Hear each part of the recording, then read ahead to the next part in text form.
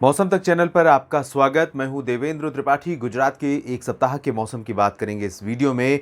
गुजरात में 12 जून से लेकर 18 जून के बीच में कितना बदलाव हो सकता है मौसम में, आइए जानते हैं। इस समय गुजरात के ऊपर मौसम मेहरबान हुआ है और कई शहरों में रुक रुक कर बारिश हो रही है, खासतौर पर सौराष्ट्र और दक्षिण पूर्वी इलाकों में।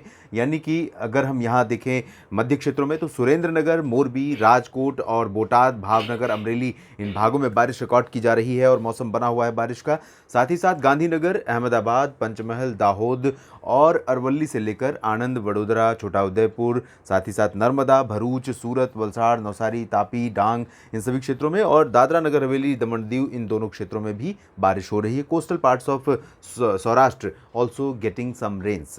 तो यहाँ पर ये स्थितियाँ बनी है। मेहसाना, पाटन, साबरकांठा, बनासकांठा और आसपास के इलाकों में, कच्छ में भी कुछ इलाकों में मौसम सक्रिय हुआ है, बादल आने शुरू हुए हैं और बारिश की गतिविधियाँ देखने को मिली हैं, क्योंकि अरब सागर से इस समय मॉइस्चर काफ़ी ज़्यादा मात्रा में गुजरात के ऊपर पहुंचने लगा है।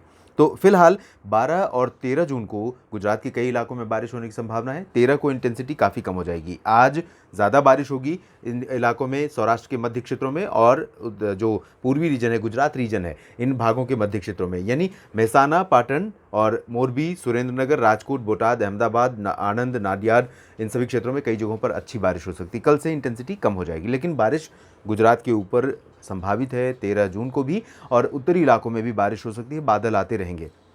ये अलग बात है कि इंटेंसिटी जो है बारिश की वो काफ़ी कम हो जाएगी 13 तारीख को। उसके बाद 14 तारीख से 14, 15, 16, 17 इन दिनों में बारिश की जो इंटेंसिटी रहेगी, बारिश का स्प्रेड रहेगा, वो बहुत सीमित हो जाएगा। और उस दौरान अनुमान ये है कि जो सौराष्ट्र का ये कोस्टल पार्ट्स है, जामनगर, द्वारका, पोरबंदर, जूनागढ़, वेरावल, सोमनाथ, अमरेली, भावनगर और आसपास के इलाके, दादरा नगर हवेली, दमन दीव, साथ ही साथ यहाँ पर आणंद से लेकर नीचे का जो हिस्सा है, इन भागों में कुछ स्थानों पर रुक रुक कर बारिश होती रहेगी। उसके बाद 17 और 18 जून को अनुमान यह है कि बारिश की इंटेंसिटी फिर से बढ़नी शुरू होगी और फिर से सौराष्ट्र की तरफ से बारिश बढ़ेगी और इंटीरियर पार्ट्स में पहुंचेगी और इधर पूर्वी भागों में भी इसी तरह। फिलहाल जो पूर्वी इलाके हैं और उत्तरी इलाके हैं, इन भागों में अगर हम देखें तो इस सप्ताह भी कुछ हिस्सों में बनासकांठा, पालनपुर, साबरकांठा, ये वाला जो रीजन है, इन भागों में और कच्छ के क्षेत्रों में अधिकांश इलाके ऐसे होंगे जहां पर 40-42 डिग्री तापमान रहेगा, यानी कि तापमान गिरेगा लेकिन इसके बावजूद 40 के ऊपर ही रहेगा। तो 40 डिग्री सेल्सियस तापमान और बढ़ी ह्यूमिडिटी, इन दोनों कॉम्बिनेशन के चलते यहाँ पर गर्मी का जो प्रकोप रहेगा वो बहुत ही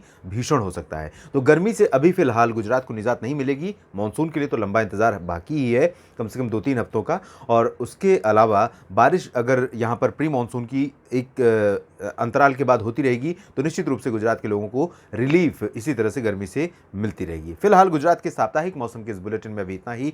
गुजरात के किसान भाइयों से अपील करूंगा कि अगर अभी तक आपने चैनल को सब्सक्राइब नहीं किया है और अगर इस चैनल पर दी गई जानकारियां आपके लिए उपयोगी होती हैं तो चैनल को ज़रूर सब्सक्राइब कीजिए और शेयर भी कीजिए, लाइक भी कीजिए, कमेंट भी कीजिए। आपके कमेंट मैं ज़रूर पढ़ता हूँ और उसको ध्यान में रखता हूँ ताकि अगले सप्ताह का जो पूर्वानुमान है उसको और बेहतर कर सकूँ।